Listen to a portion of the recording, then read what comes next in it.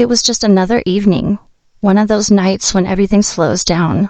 The house was quiet except for the soft hum of appliances in the background. I had just gotten home from work, exhausted like always. Nothing unusual. My days had fallen into a steady rhythm, one I had grown used to. In a way, I had come to appreciate the routine, the predictability, the small pockets of peace I carved out for myself. That night, like always, I stepped into the shower. It was my little ritual, a way to wash away the day. The warm water wrapped around me, easing the tension from my muscles.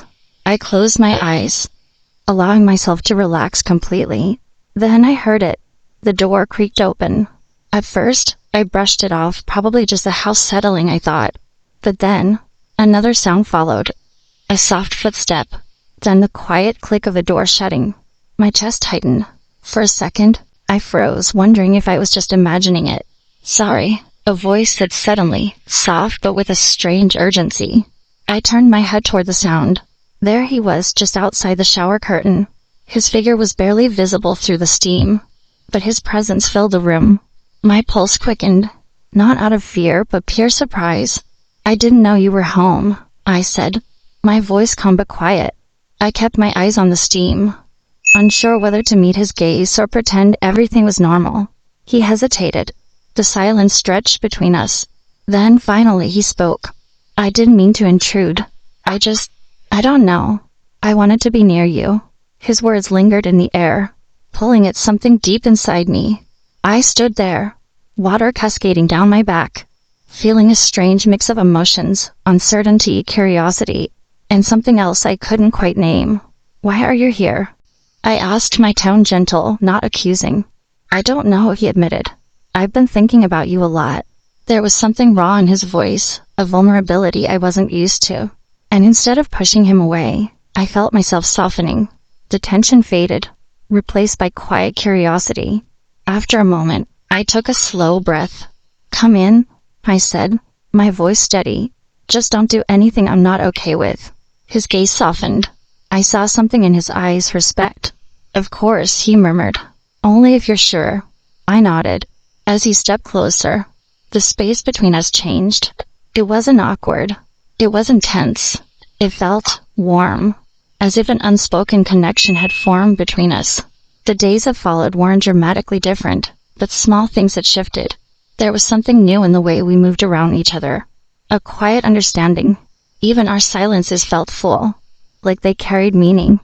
One evening he asked me to dinner. I wasn't sure why I agreed, but I did. As we sat across from each other, I noticed the way his eyes lingered on me. Not in a way that felt intrusive, but like he was seeing me in a way no one else had. "How are you?" he asked after a while, his voice warm, genuine. I paused, caught off guard by the question. "I don't know," I admitted. "I'm still trying to figure out what this is, what we are." He nodded, his expression calm. "We don't have to figure it all out right now.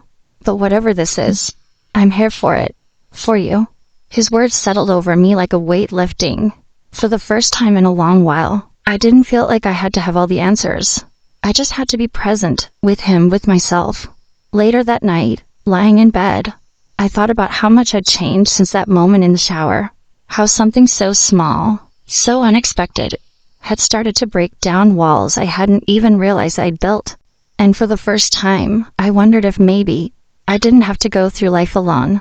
The next few weeks were full of quiet moments, walking together, sharing thoughts, learning to trust again.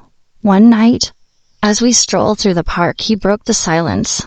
"You've been thinking about this a lot, haven't you?" he asked, glancing at me. "This," I echoed, meeting his gaze. He nodded. A small smile tugged at my lips. "I have. It's strange. I don't want to rush into anything, but I also don't want to walk away from it." He stopped walking, turning to face me. His expression was serious but gentle. "I'm not rushing, and I'm not going anywhere. I just want to be here, with you."